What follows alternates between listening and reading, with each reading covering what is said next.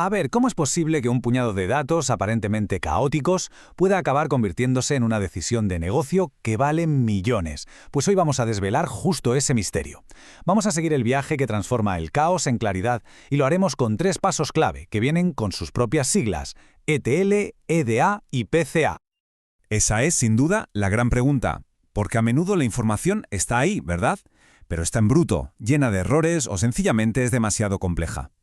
Bueno, pues vamos a seguir el proceso exacto que utiliza un analista de datos para convertir todo este lío en oro puro. Aquí tenemos la hoja de ruta. Empezamos con el problema, los datos desordenados. Luego, los 3 pasos clave para darle sentido: preparar, explorar y simplificar. Y para terminar, veremos que estas técnicas esconden algunos superpoderes muy interesantes. Vale, pues todo gran análisis empieza con un desafío. Y en el mundo de los datos, ese desafío casi siempre es el mismo: el caos inicial. Y aquí tenemos a nuestro protagonista de hoy, una pequeña tabla de datos de ventas. A primera vista, pues, parece bastante simple, ¿no? Pero si miramos un poco más de cerca, empezamos a ver cosas raras, inconsistencias, como ese precio negativo. Todo su potencial está ahí, oculto, esperando a que lo descifremos. Aquí arranca la primera fase, y es crucial. Porque antes de ponerse a buscar tesoros, lo primero es limpiar y ordenar la casa. Y para eso, en el mundo de los datos, se utiliza un proceso que se llama ETL.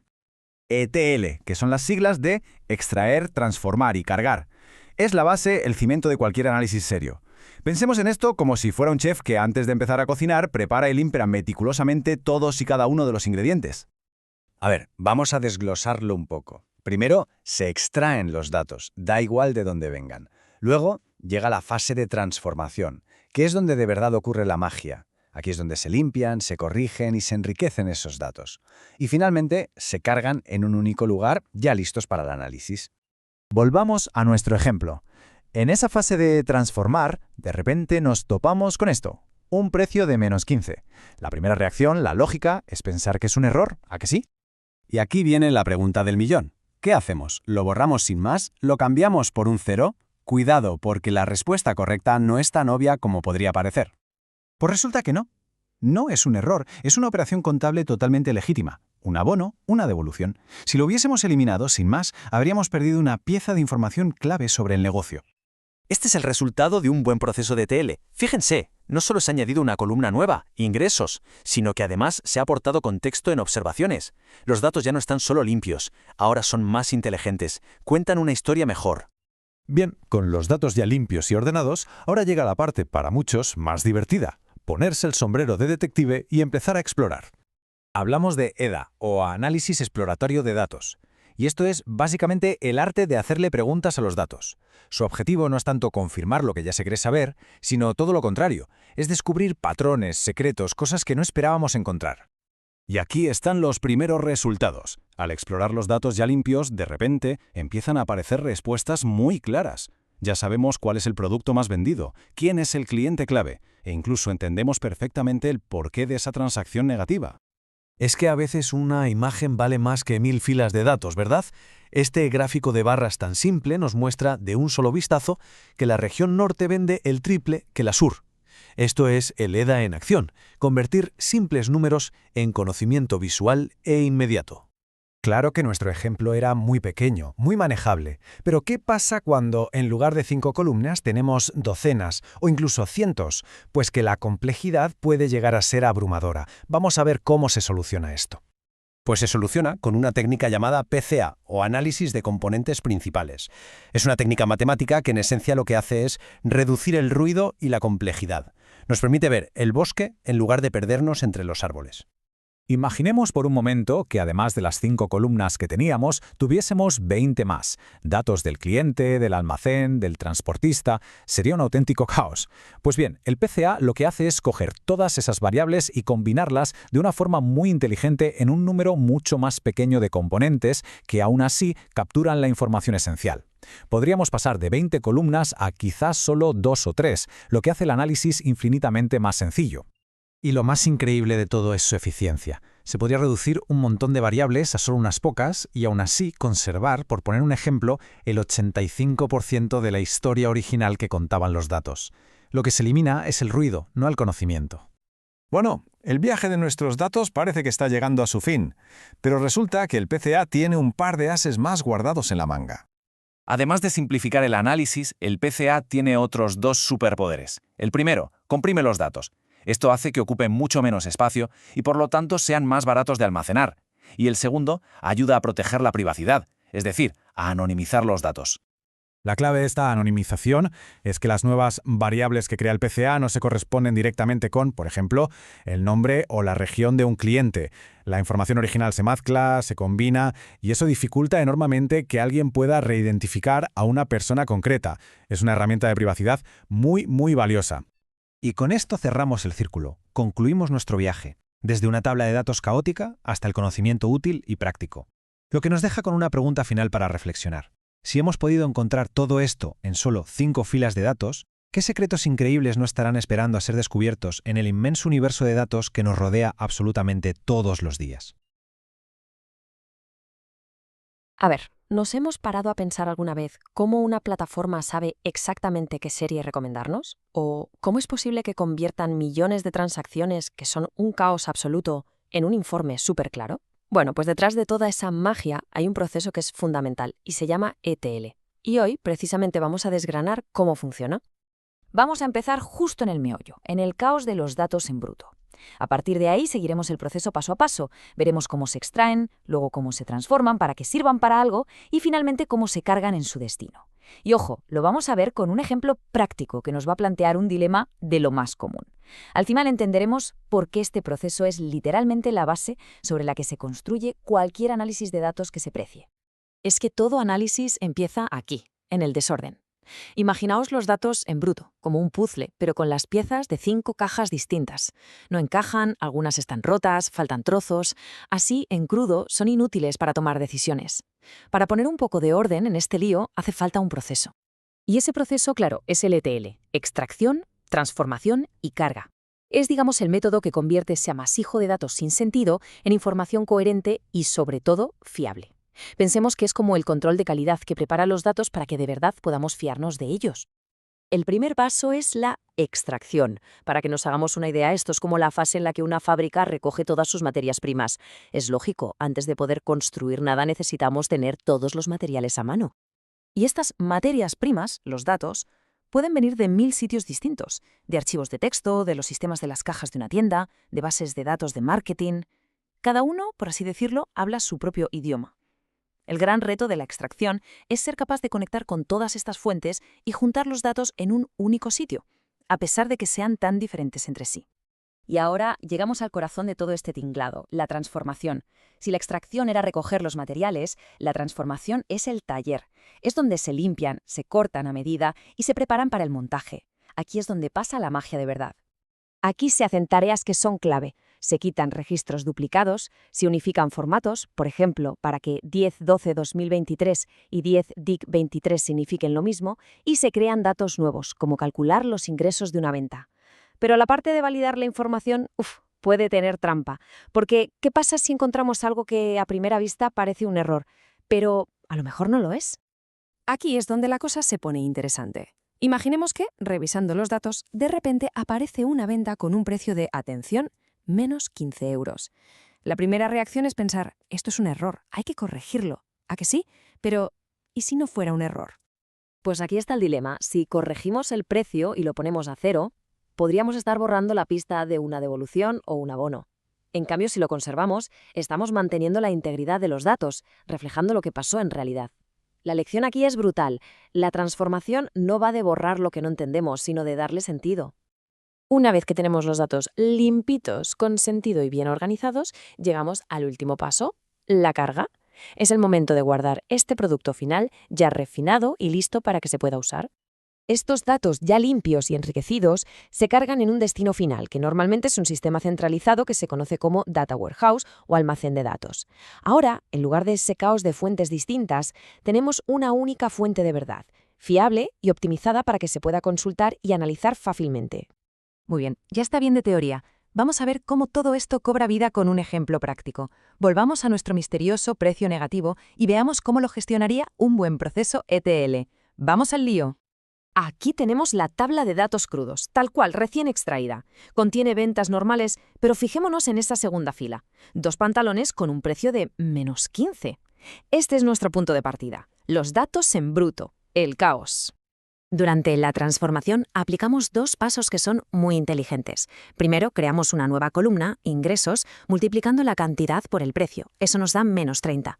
Y lo más importante, añadimos contexto, una columna de observaciones para explicar el porqué de ese valor tan raro. Y este es el resultado. La tabla ahora está enriquecida. Es mucho mejor. No solo hemos conservado el dato original, sino que le hemos dado un significado. El ingreso de -30 nos dice el impacto real en las cuentas, y la nota en observaciones lo explica todo. Esto es una pasada. No hemos perdido información, al contrario, la hemos hecho más útil. Ahora sí, estos datos están listos para la carga. Con esto llegamos a la gran conclusión. El proceso ETL no es solo un paso técnico, ¿qué va? Es el trabajo de cimentación, los pilares sobre los que se construye todo el edificio del análisis de datos. Sin una base así de sólida, cualquier análisis que hagamos después se nos viene abajo. Es que es fundamental entender dónde va colocado. El ETL siempre es el primer paso. Solo cuando tenemos datos limpios y fiables podemos pasar a fases como el análisis exploratorio o EDA para buscar patrones. Y ya después, si acaso, aplicar técnicas más complejas. El orden aquí es crucial, no nos lo podemos saltar.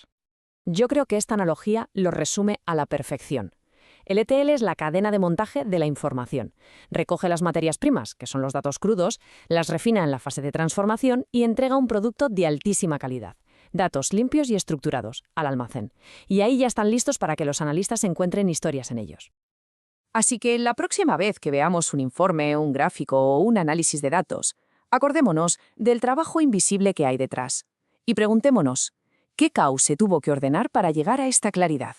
¿Y qué historia oculta, qué detalle importante se consiguió desvelar gracias a que alguien supo interpretar correctamente un simple precio negativo? A menudo vemos los datos como eso, solo números fríos en una tabla.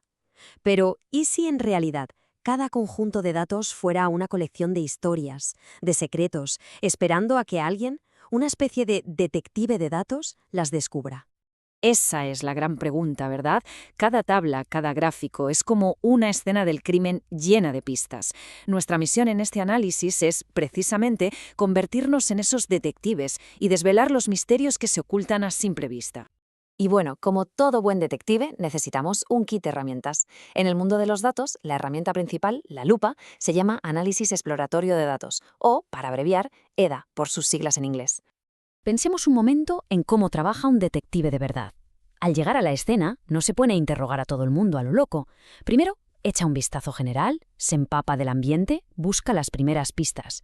Pues el EDA es exactamente eso. Es ese primer paso crucial para entender con qué estamos tratando, para cogerle el pulso a los datos antes de meternos en análisis más serios. Y ojo, que esta técnica no es ninguna moda pasajera.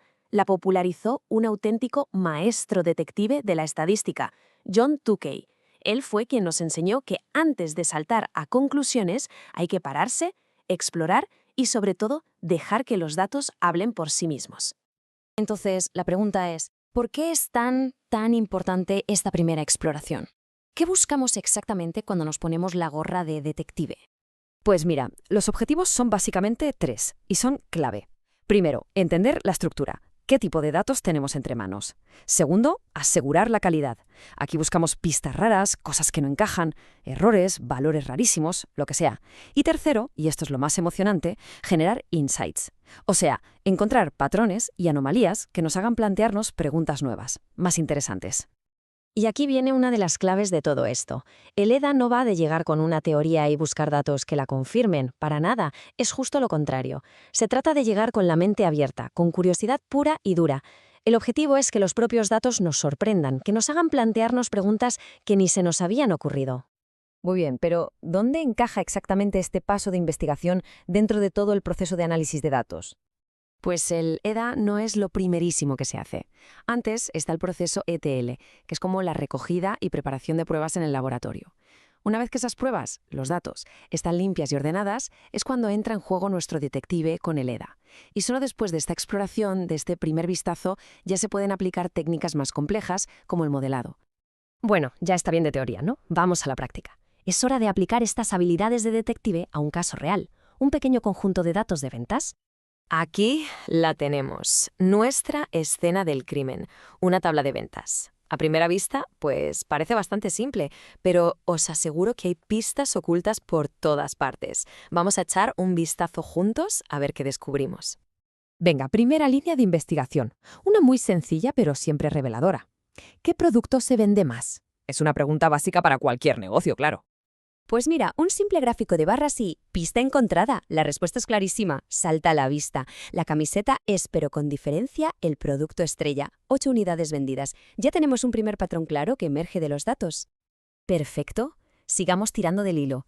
Ya sabemos qué se vende más. La siguiente pregunta lógica es ¿dónde se vende? Y aquí, otra vez, una visualización súper simple nos cuenta una historia muy potente.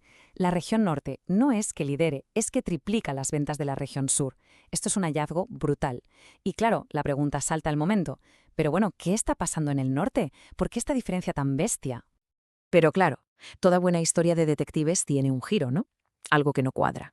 Una anomalía. En nuestros datos, esa anomalía es un ingreso negativo. Esto hay que investigarlo, pero ya. Y aquí está la clave del misterio. Al fijarnos bien en esa fila, vemos la observación posible abono. ¡Ajá! El EDA nos ha ayudado a detectar lo que probablemente es una devolución o un crédito. Es un detallito que, si no lo llegamos a identificar, podría haber fastidiado por completo cualquier análisis de ingresos y llevarnos a tomar decisiones equivocadas.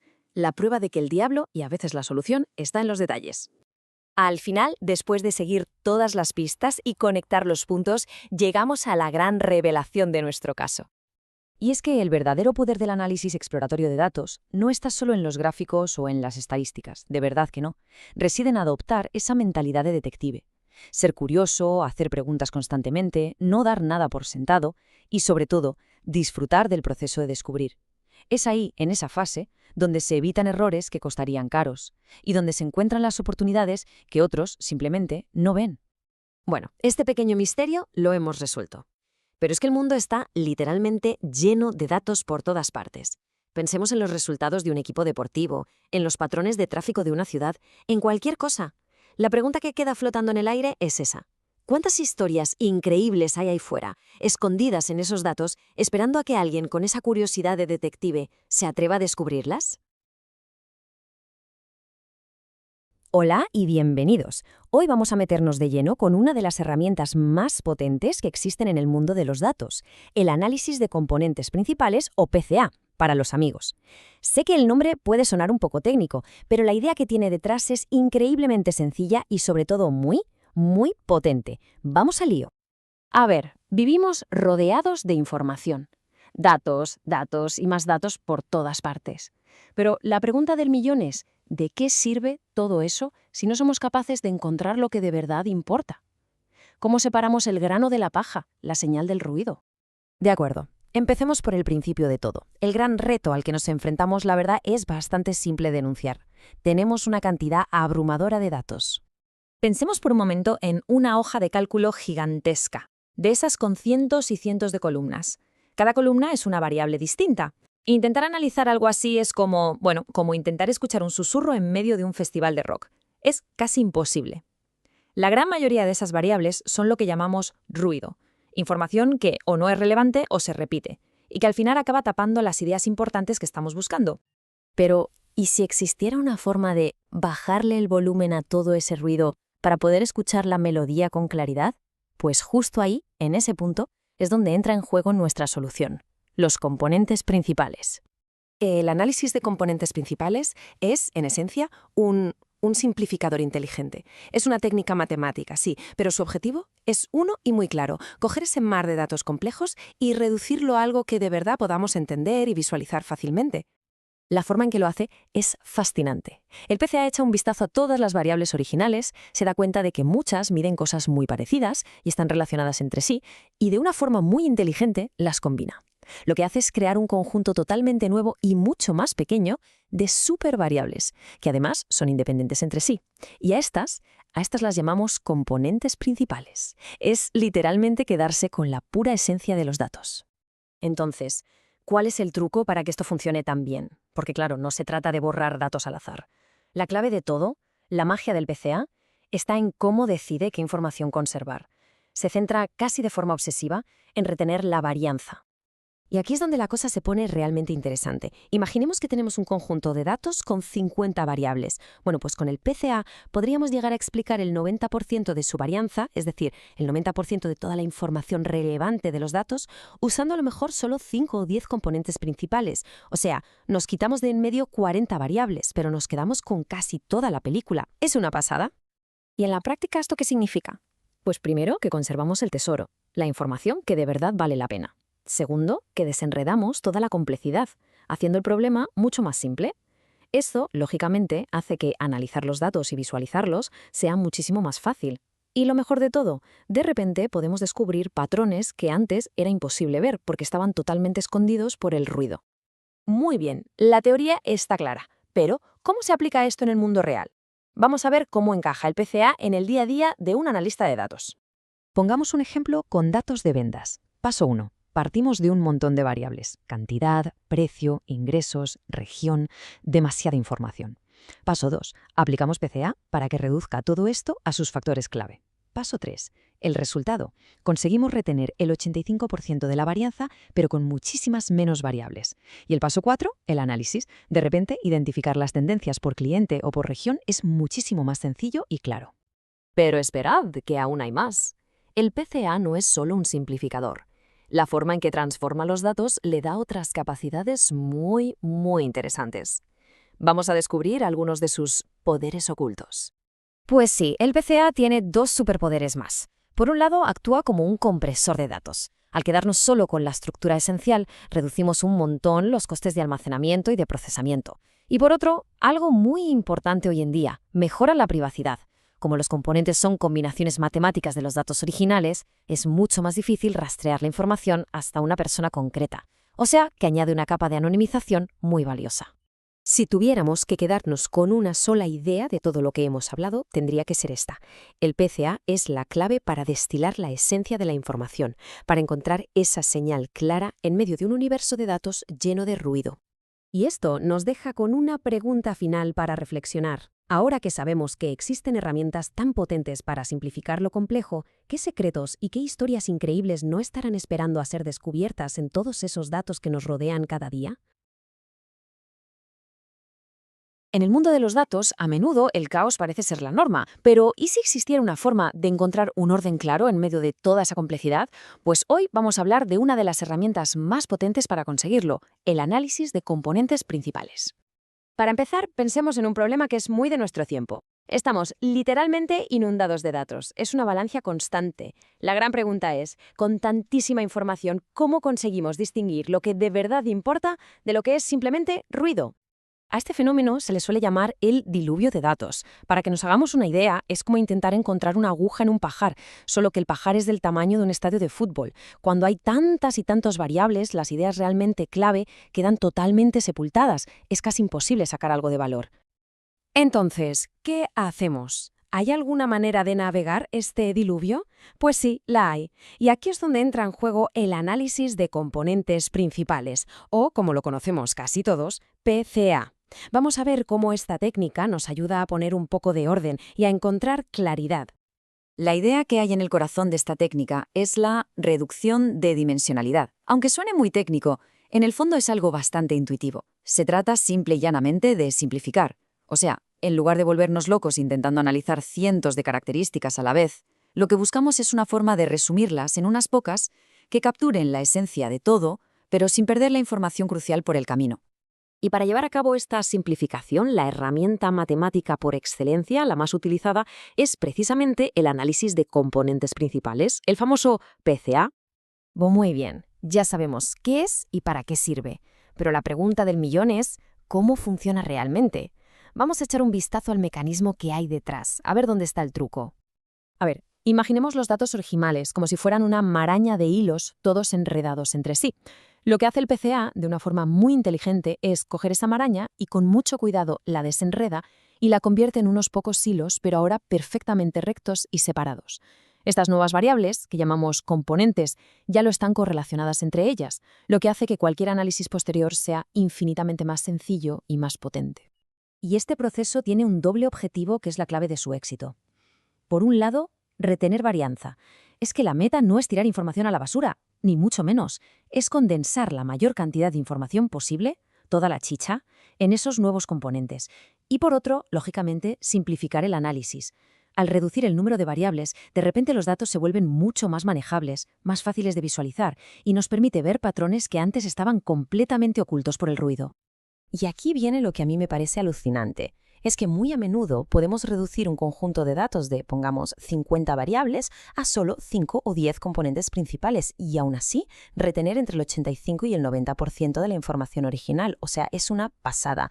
Capturamos prácticamente toda la historia que nos cuentan los datos, pero con una fracción de la complejidad. La eficiencia es brutal. Pero la cosa no acaba aquí, en la simplificación. El PSA tiene un par de ases en la manga, unos beneficios ocultos que lo hacen todavía más valioso. Resulta que esta técnica es como una navaja suiza. Por un lado, funciona como un sistema de compresión de datos. Si tenemos casi la misma información en muchas menos variables, reducimos los costes de almacenamiento y de procesamiento. Y por otro lado, que esto es súper importante hoy en día, es una herramienta de anonimización, ya que transforma los datos de una manera que ayuda a proteger la identidad. El secreto de la anonimización está en cómo se crean estos componentes. Es como si metiéramos los datos originales en una batidora. El resultado, el nuevo componente, es una mezcla de los ingredientes originales. Esto hace que sea casi imposible rastrear hacia atrás para identificar a un individuo concreto. Vale, ya entendemos qué es, para qué sirve y qué beneficios tiene. Ahora la pregunta es, ¿en qué momento exacto de un proyecto de análisis de datos se suele utilizar el PCA? Pues en un flujo de trabajo típico, lo primero es preparar los datos, el famoso proceso ETL. Después los exploramos para entenderlos bien, lo que se llama EDA. Y es justo en ese punto, cuando ya conocemos los datos y vemos que son muy complejos, donde entra en juego el PCA. Actúa como un puente, como un paso de refinamiento que simplifica la información antes de lanzarnos al análisis final en busca de patrones. Y claro, al trabajar con este conjunto de datos ya simplificado, mucho más limpio, se consigue exactamente el objetivo inicial: silenciar el ruido. Esto permite que la señal, los patrones y las relaciones que de verdad importan salgan a la luz con una claridad mucho mayor. Y esto nos deja con una pregunta final, una para reflexionar. En toda la complejidad de datos que nos rodea en el día a día, ¿qué patrones ocultos, qué ideas revolucionarias podrían estar ahí esperando a ser descubiertas si tan solo pudiéramos reducir un poco el ruido? Pensemos un segundo.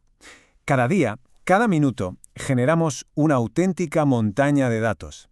Desde el café que nos tomamos por la mañana hasta las calles por las que pasamos, todo va dejando un rastro digital.